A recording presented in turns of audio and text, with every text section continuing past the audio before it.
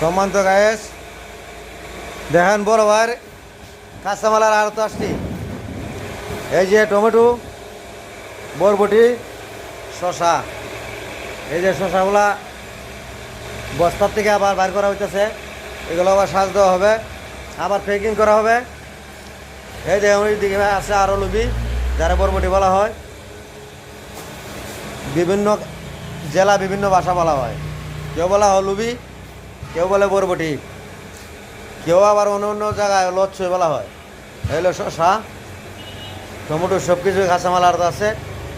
এই যে মালের আড়তদার যিনি প্রোপাইটার বড় ভাই জহিরুল ইসলাম কাপ্তান ভাই, কিছু বলেন। মাল হল আপনার দিত মাল তো যারা কৃষক আছে তেলিয়াপাড়া বা জগদীশপুর ইউনিয়নের, তেলিয়াপাড়া ইউনিয়নের কত সব কাছাকাছি যারা আছে, আমি নতুন আড়ত দিছি। আজকে প্রায় বর্ষখানেক হয়েছে, সবার সাথে পরিচিত আছি ইনশাল্লাহ, মুখ পরিচিত সবার সাথেই।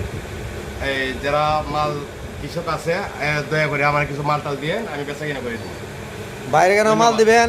এটা বাইরের স্থানটা হইল পুরাতন তেমনিয়া, জগদীশপুর তেমনিয়ার মোড়। এখানে কাঁচামাল আড়ত অনেক আছে।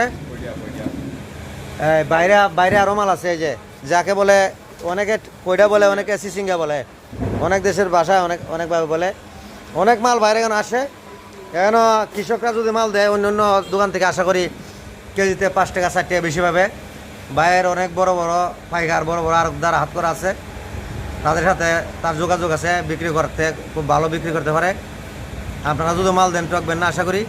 পুরাতন তেমনিয়া, জগদীশপুর তেমনিয়ার মোড় আসলে জহিরুল ইসলাম কাপ্তান পাইবেন।